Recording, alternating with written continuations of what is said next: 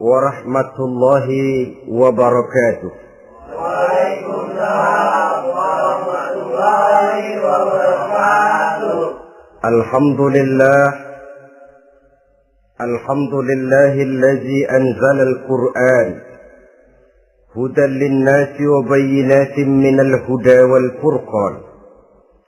Wassalatu wassalamu ala asyrafil anam wa ala alihi wa ashabihil kiram, amma ba'du.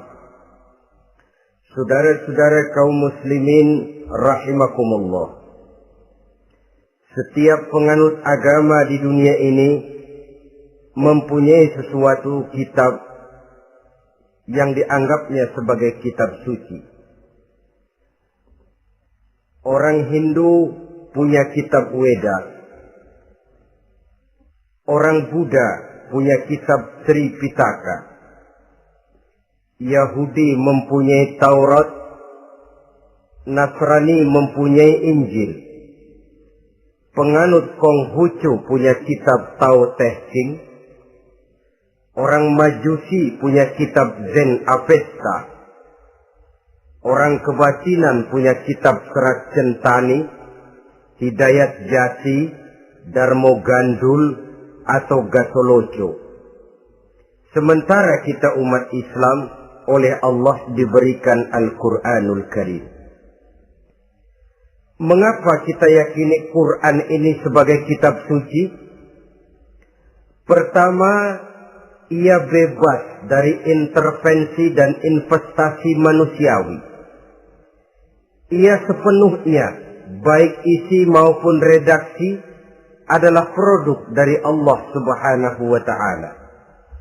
Kita yakini Quran kitab suci karena sampai hari ini belum ada seorang pun yang sanggup membuat seperti itu. Suatu kitab hanya dinamakan suci kalau dia bersih dari investasi dan intervensi manusia.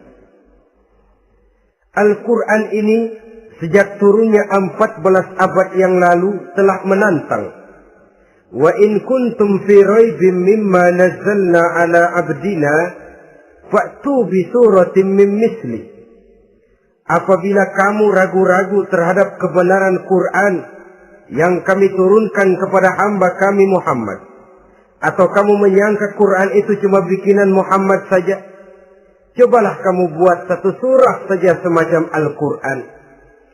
Apabila kamu tidak mampu melakukannya seorang diri, wada'u syuhada'akum, ajak seluruh teman-temanmu. Sejak tantangan ini turun 14 abad yang lalu, sampai hari ini, tidak seorang pun yang sanggup membuat satu surah saja semacam Al-Quranul Karim. Barangkali belum pernah ada yang coba-coba. Sudah. Di antaranya apa yang dilakukan oleh Musailamah Al-Kadzab. Dia mencoba membuat satu surah semacam Al-Quran yang kalimatnya sudah berbentuk bait-bait syair, tapi isinya jauh panggang daripada api. Yang kedua, kita yakini Quran sebagai kitab suci karena isi dan ajarannya sesuai dengan fitrah manusia. Suatu kitab dinamakan suci kalau ajarannya sejalan dengan fitrah manusia. Misalnya, manusia secara fitrah, kalau dia laki-laki, normal nafsu kepada perempuan, itu fitrah. Perempuan suka kepada laki-laki, itu fitrah. Kalau ada kitab suci, tapi melarang manusia untuk kawin, kesuciannya perlu diselidiki. Quran, kitab suci, sejalan dengan fitrah manusia, maka ia menganjurkan manusia yang mampu untuk melangsungkan perkawinan. Contoh lain, secara fitrah manusia perlu makan. Kalau ada kitab suci yang melarang manusia puasa saja siang malam terus menerus, itu kan sama juga nyuruh orang mati. Quran sesuai dengan fitrah manusia. Maka dalam Islam puasa wisol, puasa ngableng apa itu istilahnya, puasa nyambung, Dari pagi sampai sore, sampai malam, sampai pagi lagi puasa terus. Bukan saja tidak boleh, malah haram hukumnya. Kenapa? Itu bertentangan dengan fitrah manusia. Yang ketiga, kita yakini Quran sebagai kitab suci karena isinya tidak kontroversial. Isinya tidak saling bertentangan satu sama lain. Di ayat manapun, Quran mengajarkan Allah itu Esa. Satu kali dia berkata haram, dia akan tetap berkata haram. Isinya tidak kontroversial. Sebab kalau ada kitab suci, di satu pihak mengajarkan Tuhan Esa, di lain ayat mengajarkan Tuhan 3, di lain ayat lagi mengajarkan Tuhan 4, kitab kacau namanya. Bagaimana suatu kitab bernama suci kalau isinya kontroversial satu dengan lainnya? Dari 3 kriteria inilah kita yakini Quran sebagai kitab suci. Masalah yang akan kita bicarakan pada pertemuan kita kali ini, bagaimana sikap kita terhadap Al-Quranul Karim sebagai kitab suci. Berangkat dari sebuah hadis di mana Rasulullah Sallallahu Alaihi Wasallam pernah memberikan tawaran. Beliau bersabda, "Man ja'ala al-Qur'ana amamahu qadahu ilal jannah, wa man ja'ala al-Qur'ana khalfahu saqahu ilan nar." Siapa yang menjadikan Quran sebagai imam, maka Quran akan membimbing dia ke dalam surga. Tetapi siapa yang menjadikan Quran sebagai makmum, maka Quran akan mendorong dia ke dalam neraka. Pilihan terserah kita. Siapa yang menjadikan Quran sebagai imam, ditempatkannya Al-Quran di depan, dia ikuti petunjuk dan ajaran Al-Quran, maka Quran akan membimbing dia ke surga. Surga dunia, lebih-lebih lagi surga akhirat.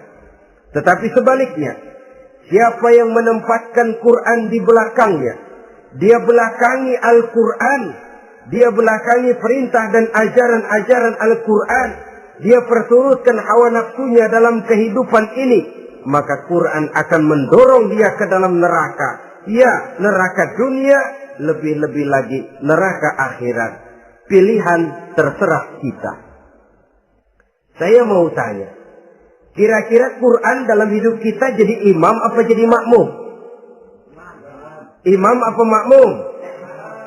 Kalau Quran jadi imam, artinya kita umat Islam jadi makmum.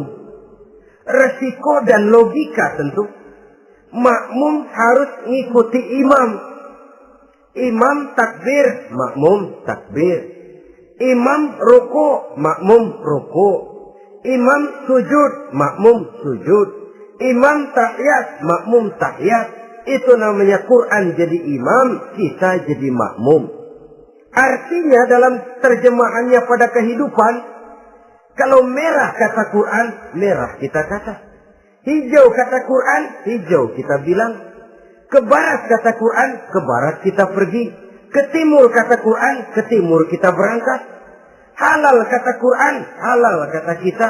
Haram kata Quran, haram kita bilang. Itu Quran imam, kita makmum. Nyatanya kadang-kadang kontras. Nyatanya kadang-kadang paradok. Merah kata Quran, hijau dong kata kita. Halal kata Quran, remeng-remeng kata kita. Ke barat kata Quran, ke timur kita pergi. Dalam praktek kita mau jadi makmum, Quran kita suruh jadi imam. Kita sesuaikan Quran dengan selera kita. Mana-mana ayat yang menguntungkan, mana ayat yang sesuai dengan mau kita, itu yang kita baca kuat-kuat. Itu yang kita canangkan ke tengah masyarakat ramai. Tapi manakala Quran itu bertentangan dengan nafsu kita, bertentangan dengan gaya dan kepribadian kita, kita umpetin itu Quran. Kalau kita cuma umpetin lumayan, kadang-kadang kita tuduh Quran ketinggalan zaman. Kita anggap Quran tidak relevan lagi dengan situasi dan kondisi. Kalau sudah begitu, sudah menyeberang terlalu jauh namanya. Saudara-saudara kaum muslimin rahimakumullah. Inilah makna hadis Nabi yang diriwayatkan dari Imam Ali bin Abi Thalib, bersabda Rasul, "Man qara'al Qur'ana fastazharahu fa ahalla halalahu wa harrama haramahu adkhalahul jannah." Barang siapa yang membaca Al-Quran lalu memperhatikannya, kemudian menghalalkan yang halal dan mengharamkan yang haram, maka Allah akan memasukkan orang itu ke dalam surga. Ya surga dunia, ya surga akhirat. Apabila kita renungi hadis ini, maka untuk berimam kepada Al-Quran ada 3 jalan utama yang harus kita laksanakan. Pertama, dari kalimat man qara'al Qur'an, barang siapa yang membaca Al-Quran. Ini artinya siapa yang ingin menjadikan Quran sebagai imam di dalam kehidupan, jalan pertama yang harus ditempuhnya menanamkan kegemaran membaca Al-Quranul Karim. Al-Quran gharibun fima baina qaumin la yaqra'una. Quran akan jadi asing, Quran akan jadi aneh kalau terletak di tengah rumah orang Islam yang tidak suka membaca Al-Quranul Karim. Jadi langkah pertama, tanamkan kegemaran membaca Al-Quran. Saya tidak menyalahkan kalau remaja kita gandrung kepada Stevie Wonder. Baik kalau mereka senang kepada suara emasnya Michael Jackson atau suaranya Madonna. Tapi kalau sampai harus mengalahkan kecintaan mereka kepada membaca Al-Quran, ini ironi. Sebagai orang tua, kalau anak-anak kita buta huruf Latin, katanya menghambat pembangunan. Bahkan pemerintah saja menggalakkan bebas 3B itu. Buta aksara diantaranya, supaya rakyat bisa membaca huruf Latin. Kalau anak-anak kita buta huruf Latin, katanya menghambat pembangunan. Bagaimana kalau anak-anak kita buta huruf Quran? Jelas saja menghambat proses kesadaran dan kebangkitan dari dunia Islam itu sendiri. Satu contoh ringan.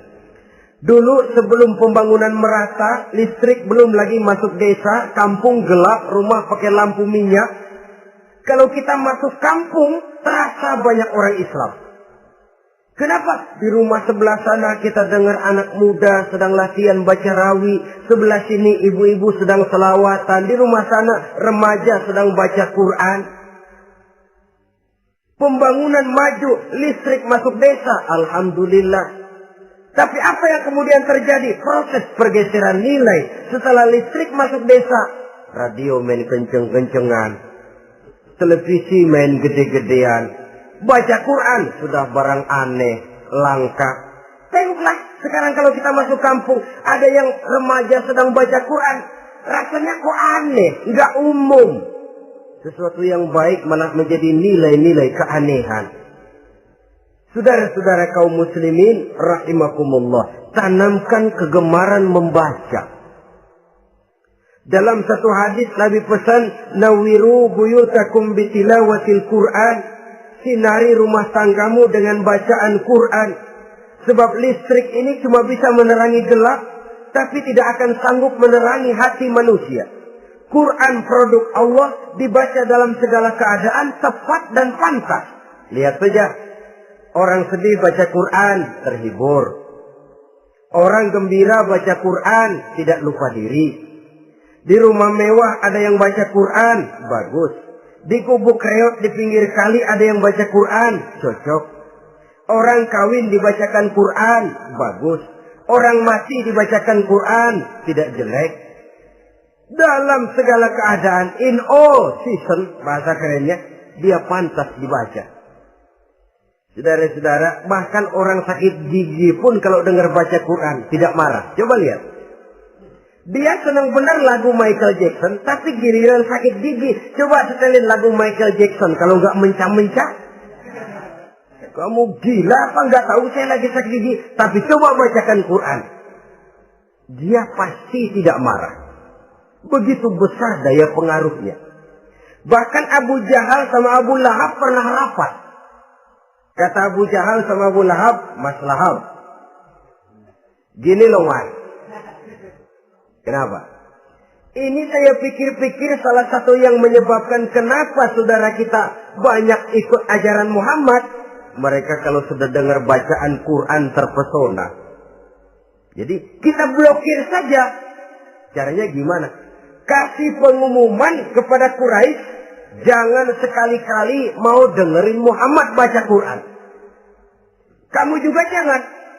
Dan kamu, saya pun begitu. Mari kita janji, tidak mau dengar bacaan Quran. Salaman. Pulang ke rumah masing-masing. Dapat 1 hari tahan, 2 hari bertahan, 3 hari, seminggu ke atas. Abu Jahal mulai ada semacam rindu. Kangen pengen dengar ayat Quran. Karena secara pribadi dia mengakui keindahan gaya bahasanya jauh lebih tinggi dari kemampuan penyair Quraisy. Isi ajarannya sangat dalam dan menyentuh segi-segi kehidupan manusia. Nggak tahan Abu Jahal kayak dikit-dikit hatinya. Keluar rumah mindik-mindik, umpet-ngumpet. Ngempet di rumah Nabi. Pengen dengar Nabi baca Quran. Rupanya Abu Lahab sama. Pikir Abu Lahab nggak bakalan keluar. Abu Lahab berpikir, Jahal pasti di rumah. Dua-duanya bareng berangkat ke rumah Nabi. Cuma yang satu dari sebelah barat, yang satu dari sebelah timur. Ngempet, ketemu di sudut, sama-sama kaget. Jahal, loh kamu Lahab? Iya, kamu ngapain? Lah kamu ngapain? Akhirnya sama-sama malu. Sama-sama tidak bisa menahan diri, akhirnya sama-sama ngakuin. Bagaimanapun kita harus akui bahwa Al-Quran ini mengandung daya pesona yang sangat luar biasa. Itu dari segi bacaan. Belum lagi dari segi ajaran, belum lagi dari segi isi. Tanamkan kegemaran membaca Al-Quran. Sampai-sampai Nabi katakan, Innal ladzi laisa fi jawfihi syai'un minal Quran kal baitil kharib. Orang yang dari tenggorokannya belum pernah keluar ayat Quran barang sepotong pun, belum pernah ngaji barang seayat pun, itu orang kata Nabi kal baitil kharib, kayak rumah kosong. Rumah kan kalau kosong biar bagus, mewah, besar, perabotannya lengkap. Kalau kosong angker. Setan kuntilanak memedi betah benar di situ. Saudara-saudara kaum muslimin rahimakumullah. Dalam satu percontohan Nabi mengatakan begini. Masalul mu'minil ladzi yaqra'ul Qur'an kamasalil utrujah. Rihuha thayyibun wa ta'muha thayyibun. Orang mukmin yang suka membaca Quran adalah ibarat buah utrujah. Baunya wangi, rasanya lezat. Kira-kira kalau di negeri kita buah apa utrujah ini? Semacam jeruk yang manis lah. Sudah baunya wangi, rasanya enak. Itu buah itu. Orang mukmin yang suka baca Quran kayak buah itu. Baunya wangi, rasanya enak. Artinya syiarnya hidup, isinya memang orang mukmin. Sebaliknya, wa masalul mu'minil ladzi la yaqra'ul Qur'an kamasalit tamrah la riha laha wa ta'muha hulwun. Orang mukmin yang tidak suka baca Quran kayak korma. Rasanya emang manis, cuman kagak ada baunya. Artinya apa? Syiarnya kurang. Kalau orang belum tapi kenal kan kagak mau makan korma. Kenapa? Nggak ada baunya. Daya tariknya kurang walaupun rasanya enak. Kalau daya tariknya nggak ada, kan nggak ada iklannya, tidak ada syiarnya. Itu orang mukmin yang tidak suka membaca Quran. Ibarat buah, nggak ada baunya, walaupun rasanya enak. Orang kurang tergerak, kurang syiar, kurang daya tarik. Sebaliknya, wa masalul munafiq allazi yaqra'ul Qur'an kamasalir raihanah. Rihuha thayyibun wa ta'muha murrun. Orang munafik yang suka baca Quran seperti buah roihanah. Apa itu? Baunya wangi, rasanya pahit. Orang munafik baca Quran kayak buah itu. Baunya sih enak, cuman rasanya pahit. Ya munafik baca Quran. Syiarnya sih lumayan, daya tariknya hebat, isinya munafik. Nah, paling jelek orang munafik yang gak suka baca Quran. Wa masalul munafiqil ladzi la yaqra'ul Qur'an kamasalil hanzalah laisa laha rihun wa ta'muha murrun. Orang munafik yang tidak suka baca Quran seperti buah hanzalah, sudah enggak ada baunya, rasanya pahit lagi. Kalau buah pacek kali. Udah baunya kagak ada, kalau dimakan bikin orang celeng. Saudara-saudara kaum muslimin rahimakumullah, tanamkan kegemaran membaca Al-Qur'an, karena membaca Al-Qur'an merupakan ibadah yang besar. Bahkan kata Nabi, afdalu ibadati abdi qiraatul Qur'an. Nilai ibadah yang paling baik dari hambaku adalah ibadah membaca Al-Qur'an. Dalam sholat pahalanya lebih besar di luar sholat daripada di luar sholat. Dengan wudu pahalanya lebih besar daripada tanpa wudu. Mengerti pahalanya lebih besar daripada tidak mengerti. Tapi tidak mengerti pun jangankan membaca, mendengar saja orang baca Quran dengan baik sudah didoakan untuk mendapat rahmat. Berpahala mendengar bacaan Al-Quran walaupun tidak mengerti. Apalagi membaca sendiri, apalagi mengerti apa yang kita baca, tentu pahala itu akan jauh lebih besar. Ini yang pertama, tanamkan kegemaran membaca Al-Quranul Karim. Yang kedua, dalam hadis tadi, fastazharuhu, man qara'al Qur'ana fastazharuhu. Siapa yang membaca Al-Quran kemudian memperhatikannya. Jadi kalau kita mau berimam kepada Al-Quran, setelah menanamkan kegemaran membaca, yang kedua, perhatikan. Pahami isinya. Jangan seperti monyet pakai mahkota, ketawa girang, cengengesan, tapi dia tidak tahu arti kebesaran mahkota yang disandangnya itu. Bangga dengan Al-Quran, tapi apa kandungannya kita tidak mengerti. Untuk memahami Al-Quran ini, caranya bagaimana? Tentu mudah saja. Seperti contoh, kalau kita ingin mengerti caranya bikin tahu, jangan bertanya kepada montir mobil. Montir mobil ahli betul urusan mesin. Tapi kalau urusan tahu, tanya dong tukang tahu. Untuk mengerti rahasia dan seluk-beluk Al-Quran, kita harus bertanya kepada orang yang memahami seluk-beluk Al-Quran. Para ulama, para kiai, para ustadz, yang kita tahu kualitas keilmuannya, kita yakini loyalitas dan integritasnya kepada Islam ini. Kenapa? Ayat-ayat Quran itu elastis. Dia dibawa kemana saja mau. Ditafsirkan menurut kemauan orang bisa.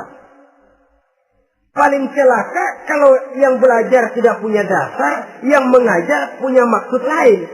Sesat dan menyesatkan. Yang ngajar punya nafsu ambisi. Yang belajar tikus budek. Yang memang tidak punya dasar apa-apa. Sekali belajar langsung tafsir. Cara wudhu yang baik saja belum ngerti.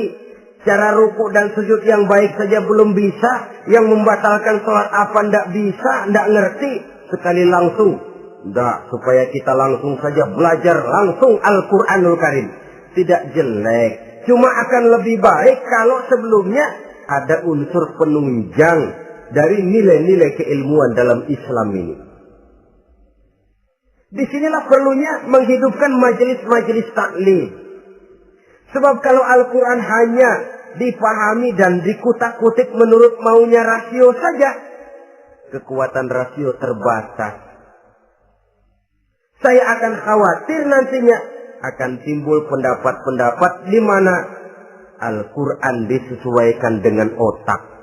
Bukan otak ikuti Quran, tapi Quran disuruh ngikuti otak.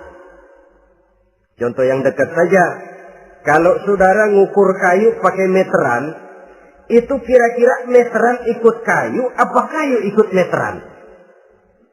Ayo, kira-kira kayu ikut meteran, apa meteran ikut kayu? Meteran ikut kayu. Bagus. Kalau meteran ikut kayu, artinya nggak ada meteran benar di dunia ini. Kayunya kependekan, meterannya dipotong. Kan begitu loh. Meteran ikut kayu namanya. Bukan meteran ikut kayu, tapi kayu yang harus ikut meteran. Otak harus ikut wahyu.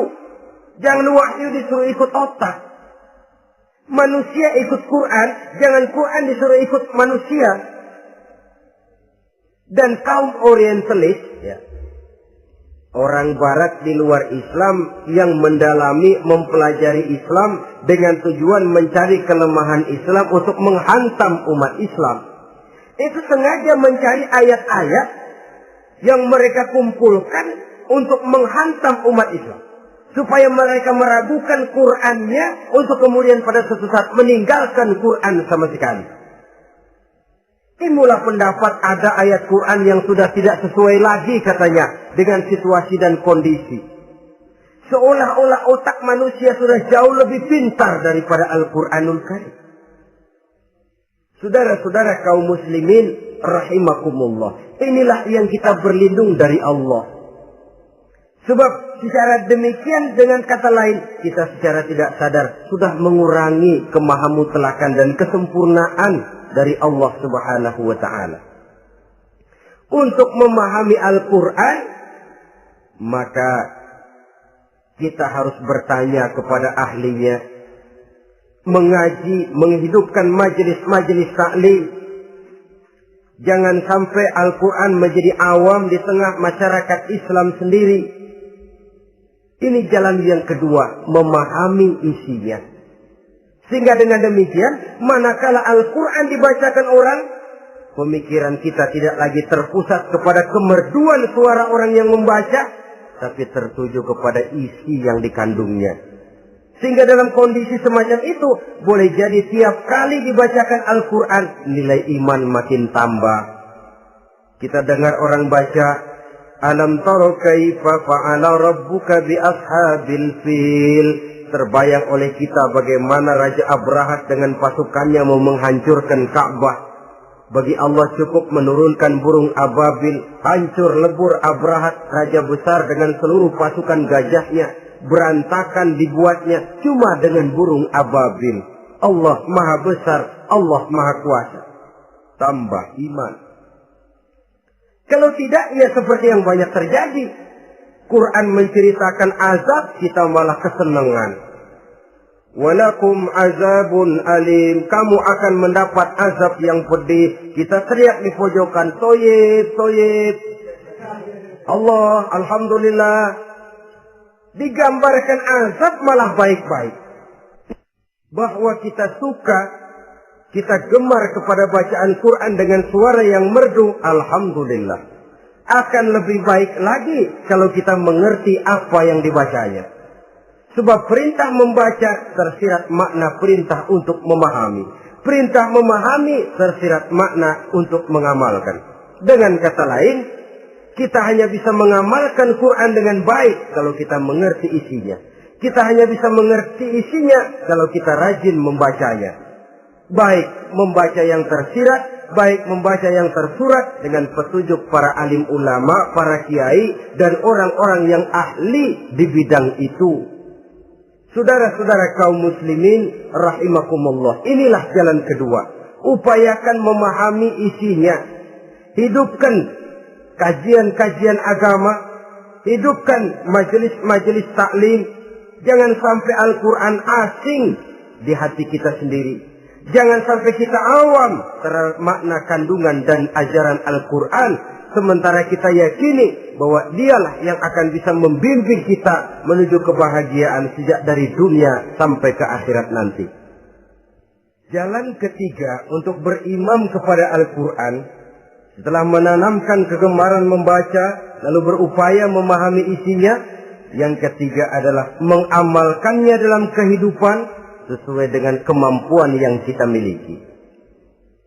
Quran tidak akan membawa berkah Kalau ajaran yang terkandung di dalamnya kita baca, tapi kemudian kita injak-injak dalam praktek kehidupan. Quran mengatakan riba haram, tapi praktek kita dalam hidup malah senang betul kepada riba. Quran mengajarkan jagalah kesatuan persatuan dan ukhuwah Islamiyah. Praktek yang kita lakukan malah centang perenang, malah saling bertolak belakang, malah kadang menjegal kawan seiring, menggunting dalam lipatan, ramai kita dengan kita. Lalu kelemahan pun menjadi kenyataan di mana-mana. Quran sekali lagi tidak akan membawa berkah kalau yang kita baca kita injak-injak. Tentang pengamalan Al-Quran ini, Allah Subhanahu wa ta'ala mengklasifikasi manusia dalam firman-Nya, "Tsumma awrasna al-kitaba allazina istafaina min ibadina." Kemudian kami wariskan Al-Quran ini kepada hamba-hamba kami yang kami pilih. Ya Allah, coba saja kita lihat ayat ini. Quran kitab pilihan, diberikan kepada umat pilihan, yaitu kita-kita ini. Lalu bagaimana umat pilihan ini setelah menerima Al-Quran? Terbagi dalam 3 kelompok besar. Pertama kata Allah, "Faminhum zalimun li nafsihi." Di antara mereka ada yang setelah menerima Al-Quran kemudian zalim kepada dirinya sendiri. Artinya hanya mulutnya saja yang menerima Al-Quran, tapi perbuatannya menginjak-injak Al-Quran.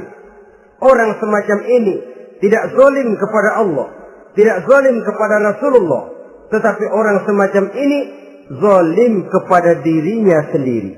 Dia terima Quran dengan mulutnya, tapi dia injak-injak Quran dengan perbuatannya. Na'udzubillah summa na'udzubillah. Kelompok yang kedua, faminhum muqtasid. Di antara mereka ada yang setelah menerima Al-Quran lalu muqtasid. Muqtasid ini 50-50. Ngambil jalan tengah. Ajaran Quran dipakai, ajaran setan dikerjain. Artinya juga perintah Quran oke, larangan Quran ho-oh. Saudara-saudara, malaikat bingung bagaimana monternya nih anak ini. Perintah Quran dikerjain, larangan Quran juga dikerjain. Ini muqtasid. Nah, yang ideal adalah golongan yang ketiga kata Allah, "Wa minhum sabiqun bil khairati biiznillah." Di antara mereka ada lagi yang setelah menerima Al-Quran lalu berlomba-lomba melaksanakannya, berlomba-lomba mengamalkan kebaikan, dan itu hanya bisa terjadi biiznillah, dengan izin dari Allah. Hidayah, saudara-saudara. Berapa banyak orang yang mengerti Quran tapi hidupnya jauh dari cahaya Quran. Berapa banyak orang yang ahli Quran tapi cahaya Quran tidak menerangi kehidupannya. Berapa banyak orang yang ahli hukum tapi bikin bingung masyarakat dengan fatwanya. Saudara-saudara kaum muslimin, kenapa bisa terjadi? Itu tidak ada hidayah, tidak biiznillah, tidak ada izin dari Allah. Maka bisa membaca Quran, alhamdulillah. Bisa memahaminya, kita bersyukur kehadirat Allah. Lebih penting dari itu, kita mohon hidayah agar bisa mengamalkannya sesuai dengan kemampuan kita. Saudara-saudara kaum muslimin rahimakumullah. Mana yang lebih banyak di zaman kita sekarang ini? Kita bisa analisa. Ada yang menerima Quran hanya dengan mulutnya saja. Kalau ditanya, Tuhanmu siapa? Allah. Kiblatmu mana? Ka'bah. Saudaramu siapa? Umat Islam. Kitab sucimu apa? Quran. Kamu bisa baca? Enggak. Ya, kalau cuma enggak bisa baca, barangkali kadang-kadang Quran saja pun tidak punya. Ini yang ironi, ini yang menyedihkan. Saudara-saudara kaum muslimin rahimakumullah. Tanpa melaksanakan konsepsi Al-Quran di dalam kehidupan,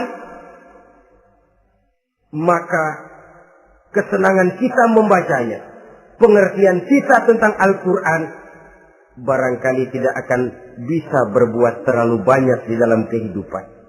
Maka sekarang ini sudah ada terjemahan Quran dalam bahasa Indonesia, dalam bahasa daerah, dalam bahasa Inggris, Belanda, bahkan Jerman, yang masih harus terus dan selalu ditingkatkan terjemahan Quran di dalam kehidupan.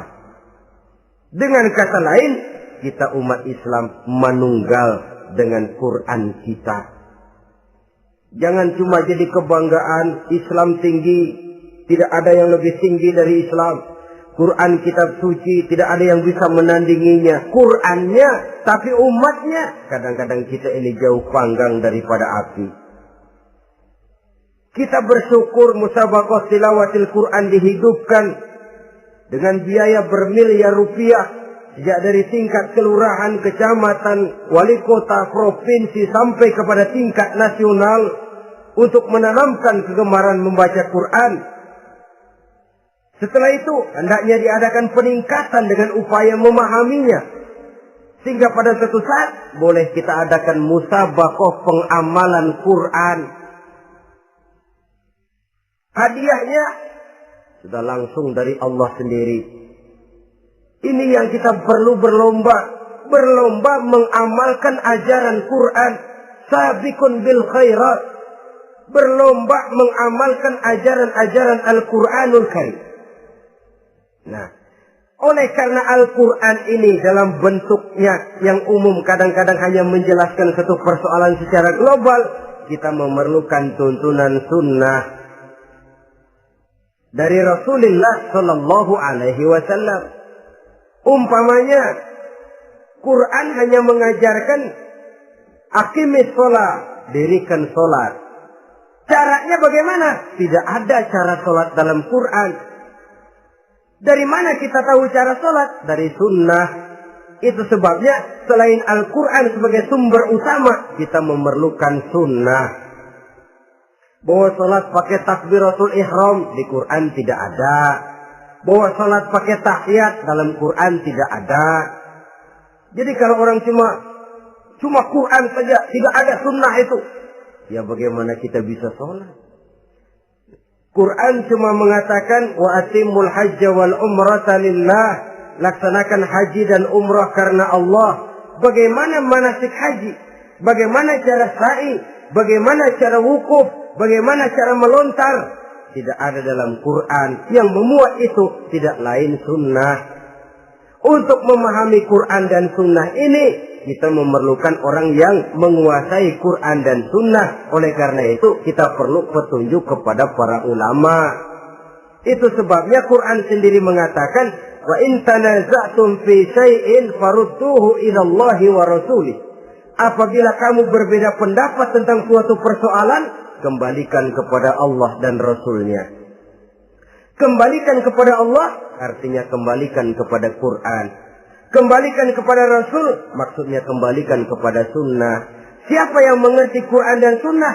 Para ulama yang kualitas ilmunya kita yakini, loyalitas dan kredibilitas serta integritas keislamannya bisa menjadi panutan. Saudara-saudara kaum muslimin rahimakumullah. Dengan demikian, kalau orang berkata, langsung saja memahami Quran. Sekarang kan sudah banyak terjemahannya. Tidak usah lewat ulama-ulamaan. Saya tidak mencela, cuma agak mengkhawatirkan. Kalau dia memahami Quran cuma sekedar lewat terjemahannya saja, sangat mungkin jadi dia bisa salah paham. Kita memerlukan bantuan sunnah. Kita memerlukan petunjuk para ulama yang menguasai di bidang itu. Kembalikan kepada Quran dan sunnah artinya bertanya kepada orang yang memahami Quran dan sunnah. Nah, dengan begitu kan akan terjadi perbedaan pendapat. Perbedaan pendapat sesuatu yang halal sepanjang tidak menyebabkan kita berpecah belah. Halal berbeda pendapat. Asal diletakkan pada proporsinya. Apalagi kalau perbedaan pendapat itu cuma masalah teknis, bukan masalah prinsip. Kenapa tidak pulang saja kepada tuntunan Quran? Lana a'maluna wa lakum a'malukum.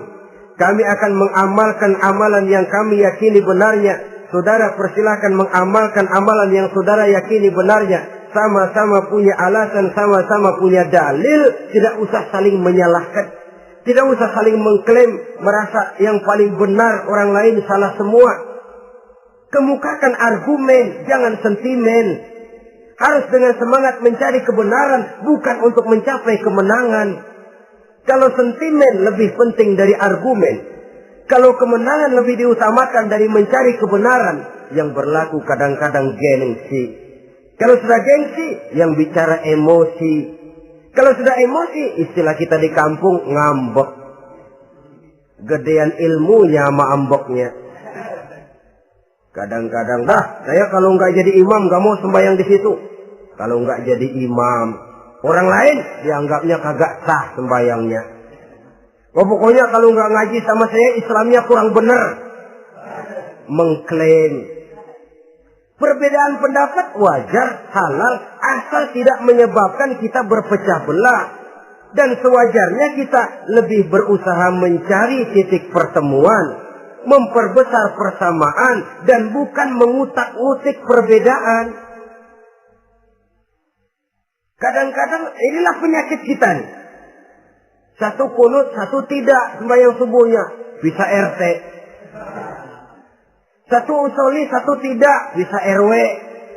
Satu azan sekali Jumatan, satu dua kali. Bikin masjid lagi. Kenapa bukan persamaannya yang dicari? Kenapa justru perbedaannya yang diperbesar? Yang masalah macam ini sampai kiamat tidak pernah selesai. Kan lebih baik kalau kita ditanya orang, Pak, sholat subuh itu pakai kunut apa tidak sih? Kalau saya pakai. Kalau yang tidak pakai kunut bagaimana Pak? Betul, kata yang tidak pakai. Jadi yang pakai kunut betul. Betul, karena saya pakai kunut. Yang tidak juga betul. Betul, kata yang tidak pakai. Kalau yang kunut betul, yang tidak kunut betul. Lalu yang salah yang mana Pak? Yang salah yang subuh nggak sembahyang.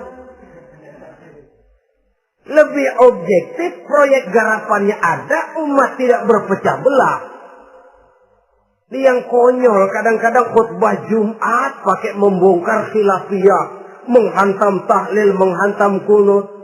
Selesai sembahyang Jumat, apa yang terjadi? Umat resah, masyarakat gelisah, polemik timbul, masalah tidak terselesaikan.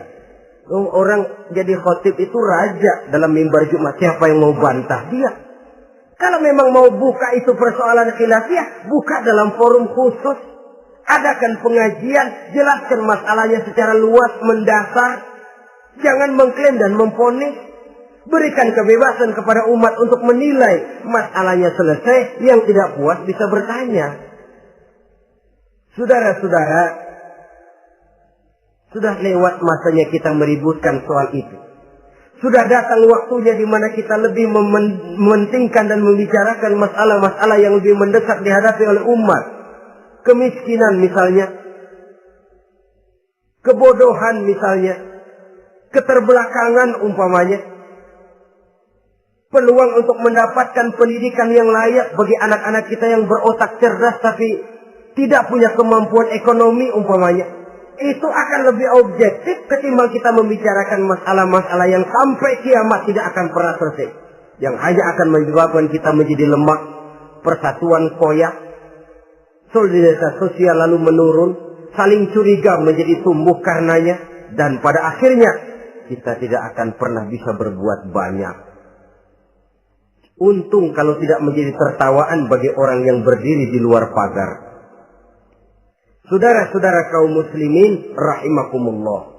Sekali lagi, Al-Quran tidak akan membawa berkah kalau yang kita baca, kita injak-injak. Oleh karenanya, untuk berimam kepada Quran ini, sekali lagi pertama, tanamkan kegemaran membaca. Yang kedua, upayakan memahami isinya melalui bimbingan orang yang ahli bidang itu. Yang ketiga, amalkan sesuai dengan kemampuan. Sebab itu ada prinsip, kalau isi suatu hadis nampaknya bertentangan dengan otak, kesohihan hadis itu boleh diperiksa. Tapi kalau ayat Quran nampaknya bertentangan dengan otak, otaknya yang harus diperiksa. Jangan Qur'annya lalu disesuaikan dengan otak. Sebab kalau kita sudah berani berteori, ada ayat Quran yang tidak sesuai dengan keadaan. Ayat yang mana? Yang ini. Tahun depan tambah lagi. Tahun depan tambah lagi. Makin lama makin habis Al-Quran itu. Yang perlu diperbarui cara kita memahami Quran. Bukan dengan mengemukakan teori ayat Quran kehilangan relevansi. Cara kita memahami barangkali yang kurang relevan. Dalam konteksnya dengan situasi dan kondisi. Jangan lupa, Al-Quran ini kan untuk semua umur. Dia bisa dipahami secara filosofis, dia bisa dipahami dengan kacamata orang awam. Tingkat kemampuan berpikir orang tidak semuanya sama.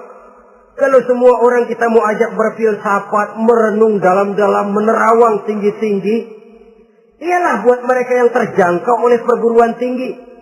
Tapi buat saudara-saudara kita, pedagang-pedagang kecil, petani di desa-desa terpencil, remaja-remaja yang jauh dari sentuhan teknologi canggih, sanggupkah mereka berpikir filosofis? Sementara mereka merupakan bagian terbesar dari kondisi umat ini. Saudara-saudara kaum muslimin, oleh karenanya ditentang membaca, memahami dan mengamalkan, Rasulullah Shallallahu Alaihi Wasallam pernah memberikan sugesti. Beliau bersabda, "In aradtum aisas su'ada," apabila kamu menginginkan kehidupan yang bahagia, hidup seperti hidupnya orang-orang yang bahagia. Dan tentu ini keinginan kita semua. Wa mautas syuhada, dan menginginkan mati sebagai matinya para syuhada, para pahlawan pembela agama, orang yang mati syahid. Wah, ini sudah tidak duanya ini. Hidup mulia, mati syahid. Dapat dua-duanya. Wan najata yaumal hasri, dan ingin mendapat keselamatan pada hari hasyar, hari pengumpulan manusia di padang mahsyar. Wazilla yaumal harri, dan mendapat perlindungan dari Allah pada hari yang sangat panas. Wal huda minadh dhalalah, dan mendapat petunjuk dari kesesatan. Nah, ini keinginan semua orang. Kan yang kita cari apa sih? Hidup bahagia. Biar ndak kaya asal bahagia, sudah enak. Lalu apa lagi? Matinya sebagai syahid. Kemudian di hari pengumpulan nanti mendapat keselamatan. Lalu pada saat orang lain kepanasan kita mendapat perlindungan. Kemudian orang lain kebingungan kita mendapat petunjuk. Kalau ini yang diinginkan kata Nabi, resepnya fa'adimu qiraatal Quran. Maka lazimkan, biasakan olehmu membaca Quran. Tidak ada terlambat. Idealnya memang dari kecil, sebab lidah kalau sudah kaku berat. Disuruh baca innallaha laghaniyun hamid. Lidahnya berat. Innallaha lampuniyun hamid. Lampuniyun. Laghaniyun jadi lampuniyun. Lidah itu kalau sudah berat ya memang berat. Disuruh baca ya bani Israel. Lidahnya berat. Ya bini Siroil. Jadi ya bini Siroil. Saudara-saudara, idealnya memang dibiasakan dari kecil supaya lidah itu ringan. Kalau tidak ada istilah terlambat. Saya malu Pak, belajar alif-alifan udah gede. Ya jangan alif-alifan, alif beneran. Alif-alifan kapan bisa ya? Alif beneran yang dipelajari. Tidak ada istilah terlambat, tidak ada istilah malu untuk belajar Al-Quran ini. Saudara-saudara kaum muslimin rahimakumullah. Ini sugesti untuk menanamkan kegemaran membaca. Lalu sugesti untuk memahaminya. Tentu banyak ayat, banyak hadis. Mengapa tidak di antara kamu sekelompok orang yang berangkat untuk memperdalam, memahami agama. Falaula nafaro min kulli firqatin minhum ta'ifatun liyatafaqahu fid din. Di tengah kelompok orang yang berangkat belajar teknologi canggih, di tengah grup orang yang mendalami ekonomi, di tengah kelompok orang yang membidangi hukum, di tengah kelompok orang yang sibuk meneliti ilmu-ilmu kedokteran, mengapa tidak ada kelompok orang yang secara takhasus liyatafaqahu fid din, mendalami agama, mendalami Quran ini harus ada. Lalu sugesti untuk mengamalkan Al-Quran kelihatan dari peringatan Allah yang kita bisa temukan pada surah Toha ayat 124 sampai dengan 127. Wa man a'rada an zikri, barang siapa yang berpaling dari peringatanku, kata Allah, barang siapa yang berpaling dari Al-Quran ini, dia terima Al-Quran, dia imani Quran, tapi dia berpaling dari ajarannya, dia injak-injak apa yang seharusnya dia amalkan, dia perturutkan hawa nafsunya, maka kata Allah, fa inna lahu ma'isyatan dhanka, dia akan diberikan satu penghidupan yang sempit. Inna lillahi wa inna ilaihi raji'un. Diberikan hidup yang sempit. Kalau hidup sudah terasa sempit, bagaimanapun luasnya rumah, sempit. Kalau hidup sudah terasa sempit, bagaimanapun banyaknya harta, sumpek. Kalau sudah hidup ini terasa sempit, bagaimanapun luasnya pergaulan, tidak ada tempat kita bertanya, melarikan persoalan, membagi rasa. Siapa yang berpaling dari Quran, dia akan diberikan penghidupan yang sempit. Bukan dagangnya tidak untung, bukan kerjanya tidak digaji, tapi kesempitan hati lebih bahaya loh dari kesempitan ekonomi. Itu di dunia. Di akhirat, wa nahsyuruhu yaumal qiyamati a'ma. Di akhirat nanti dia akan dikumpulkan oleh Allah dalam keadaan buta. Ya Allah, ya Rasul. Padahal ke akhirat kita baru tumben. Sekali ke akhirat buta. Masya Allah. Di tempat kita lahir saja, kalau tadinya kita melihat, tahu-tahu menjadi buta, kita bingung. Padahal jalan sudah pernah kita lihat, arah sudah pernah kita tahu. Bagaimana di padang mahsyar nanti? Kemana jalan yang akan ditempuh? Kepada siapa kita hendak bertanya? Mana teman, mana istri, mana anak? Buta pula kita. Satu kesengsaraan yang merupakan puncak kesengsaraan. Dikala itu orang yang semacam tadi protes. Rabbi, lima hasartani a'ma wa qad kuntu basira. Wahai Allah, kenapa hari ini saya dikumpulkan dalam keadaan buta? Padahal ketika di dunia dulu saya melihat, saya menyaksikan gunung yang menjulang tinggi ke angkasa. Saya melihat lautan yang luas terhampar biru membentang. Saya saksikan luas tanah, sawah luas menguning. Saya saksikan keindahan alam. Di dunia saya melihat Allah. Kenapa sekarang saya dikumpulkan dalam keadaan begini? Protes dia, tidak terima dia. Allah jawab, kadzalika atatka ayatuna fanasisaha. Kata Allah, begitulah memang. Dahulunya waktu di dunia telah datang ayat-ayat kami kepadamu. Telah turun Al-Quran. Telah datang agama. Fanasisaha. Tapi kamu lupakan dia. Kamu lupakan Quran. Kamu lupakan Islam. Datang ayat, turun Quran, turun agama. Kamu belaga pilon. Kamu belaga enggak tahu. Wa kadzalikal yauma tunsa. Maka hari ini pun begitulah kamu dilupakan. Sebagaimana dulu waktu di dunia, kamu telah melupakan ayat-ayatku, melupakan kitabku, melupakan ajaran-ajaranku. Hari ini kamu pun dilupakan. Seolah-olah Tuhan cuma nggak bilang, mereka protes, Tuhan, kenapa saya buta padahal di dunia saya ngelihat.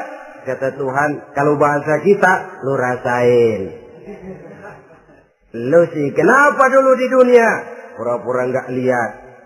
Kenapa waktu di dunia? Pura-pura nggak tahu. Kenapa waktu di dunia? Kamu lupakan Quran. Maka hari ini pun engkau kami lupakan. Wa kadzalikal yauma tunsa. Wa kadzalika najzi man asrafa wa lam yu'min bi ayati rabbih wal azabul akhirati asad wa abqa. Demikianlah kami membalas orang yang berlebih-lebihan, orang yang melampaui batas dan tidak mau beriman kepada ayat-ayat Tuhannya, dan sungguh siksa akhirat itu lebih dahsyat dan lebih kekal. Siksa dunia mungkin kelaparan, kekurangan ekonomi, kekurangan pakaian. Tapi berapa hari paling lama seumur manusia? 70 tahun umur kita. Ya paling lama begitulah. Tapi siksa akhirat, kesengsaraan akhirat, kesengsaraan neraka, asyaddu wa abqa, lebih dahsyat dan lebih kekal. Di zaman sekarang orang bukan cuma berbuat potong kompas, berpikir pun potong kompas, berpikir pun ngambil jalan pintas. Dia lebih memilih kesenangan yang sedikit dengan mengorbankan kesenangan yang abadi. Dia mengejar surga yang sebentar dengan menghancurkan surga yang kekal. Dicarinya surga dunia, hidup cukup, rumah bagus, makan bagus, pakaian bagus, istri bagus, dengan menghalalkan segala macam cara, berpaling daripada kehidupan agama, lalu menginjak-injak Al-Quranul Karim. Kita berlindung kepada Allah, jangan sampai dimasukkan dalam kelompok yang di akhirat nanti dibangkitkan dalam keadaan buta. Na'udzubillah, summa na'udzubillah. Di sini kita terkesan dengan apa yang dikatakan Sayyid Muhammad Abduh, al-Islam mahjubun bil muslimin.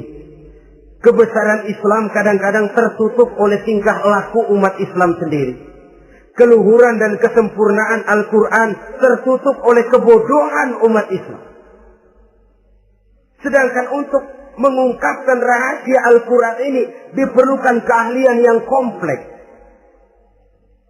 Saudara yang di Fakultas Teknik belajar teknologi, buka rahasia Quran di bidang teknologi. Saudara yang di bidang kedokteran, buka rahasia Al-Quran di bidang kedokteran. Saudara yang ahli geologi, pelajari struktur kulit bumi dengan mengungkap rahasia Al-Quran.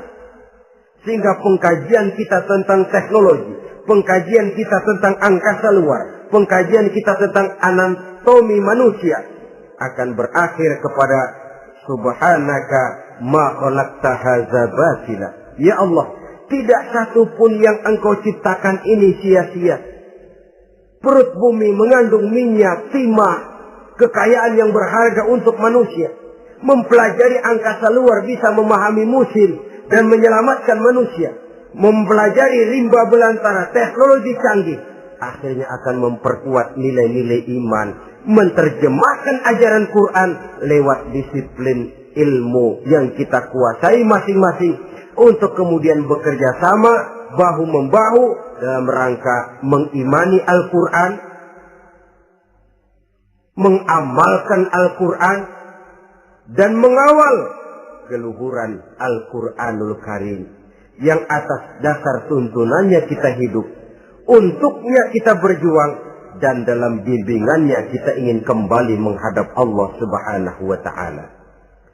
Inilah pertemuan yang singkat ini. Mudah-mudahan kita diberikan kekuatan oleh Allah untuk berimam kepada Al-Quran, menjadikannya sebagai pedoman utama di dalam kehidupan kita.